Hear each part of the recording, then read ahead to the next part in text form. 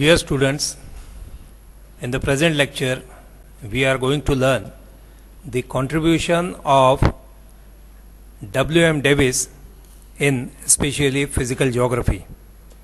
Friends, the field of geography is characterized by the work of many great scholars such as James Hutton, Alfred Wegener, Alexander von Humboldt, Karl Ritter, and many other scholars in different fields of geography.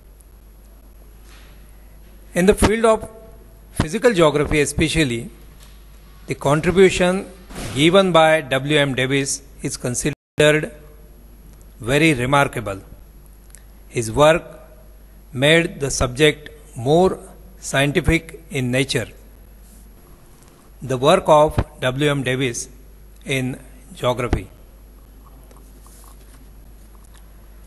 Geography as a subject in the American schools and colleges was refused by the Europeans in the middle of the 19th century.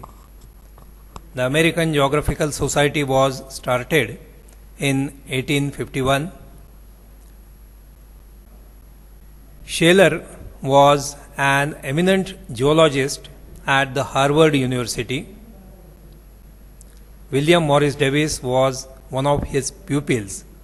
He born in Philadelphia in 1850. He graduated from Harvard in 1869.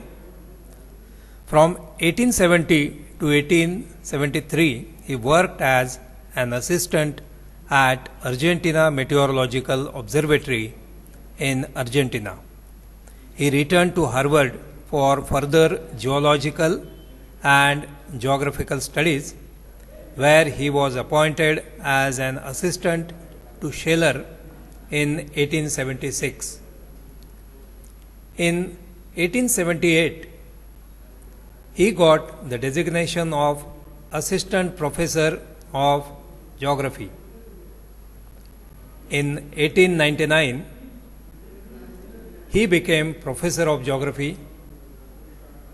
He was one of the founders of the Association of American Geographers, which was established in 1904. Davis was a great field worker and traveler. He believed in field work and criticized the so-called armed geography. Davis was influenced by historical geology and considered himself a geomorphologist rather than a geographer. He traveled extensively and visited many parts of the world, including Europe, North America, South America, China, etc., and made observations. He used deductive method for geographical studies. In geomorphological studies, he gave more weightage to forms, stages than structure and process. Davis is known as the founder of geomorphology. He represents classical geomorphology. He gave tremendous contribution in geomorphology and physical geography. His contribution and impact in the field of geomorphology is so great that the terms like Davisian approach, Davisian viewpoint, Davisian cycle, Davisian geomorphology, etc., are still in practice.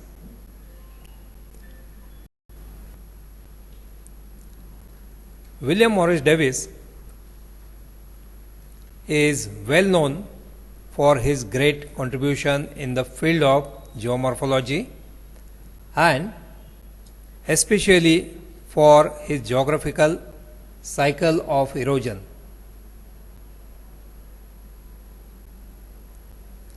He was the first to present general theory of landform development He postulated his concept of geographical cycle, popularly known as cycle of erosion, in 1899 to present a genetic classification and systematic description of the landforms.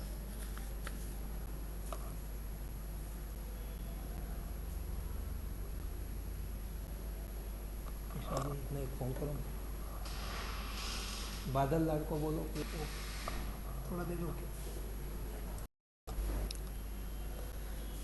Davis theory may be expressed as follows.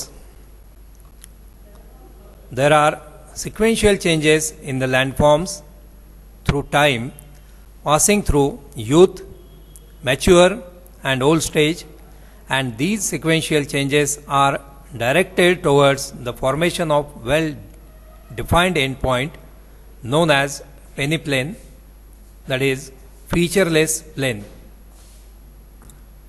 According to Davis, three factors play a great role in the origin and development of landforms.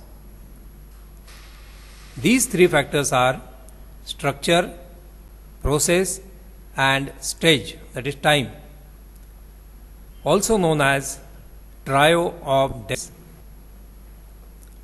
According to Davis, landscape is a function of structure, process and time. Structure means lithological and structural characteristics of the rocks, that is related to folding, faulting, joints, hardness of the rock, etc. Stage or time, that is required for the changes in the landforms, and the process related to agents of denudation including both weathering and erosion. Davisian model of geographical cycle was accepted widely on world level. His model was highly simple and applicable based on prolonged, detailed and careful field observations. Davis applied his model in different regions. In 1900, he applied his model in glacial erosion in France, Switzerland and in Norway. In 1904, he studied the complications of geographical cycle. In 1905, he applied geographical cycle in arid climate. In 1909, he has wrote geographical essays. In 1922, he applied his concept in formation of peneplains and geographical cycle. In 1930, he used geographical cycle in arid and humid climatic area, whereas in the same year he applied his cycle of erosion to study the origin of limestone caverns.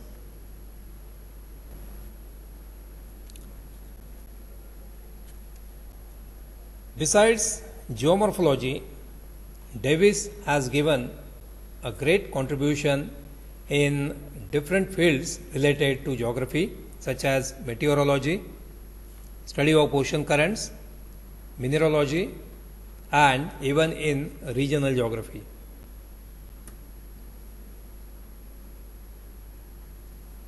He studied the effects of Earth's rotation on wind and weather. He also studied the changes in temperature and rainfall in America. W. M. Davis observed that he observed and examined many coastal landforms too. He gave remarkable contribution in the study of atolls, coral reefs, ocean currents, coastal landforms, karst, topography, meteorology, fluvial studies, geology, and education. Davis carried out geological surveys and mapping, especially in USA. He gathered detailed information about minerals. He also helped in the field of coal mining in Appalachian.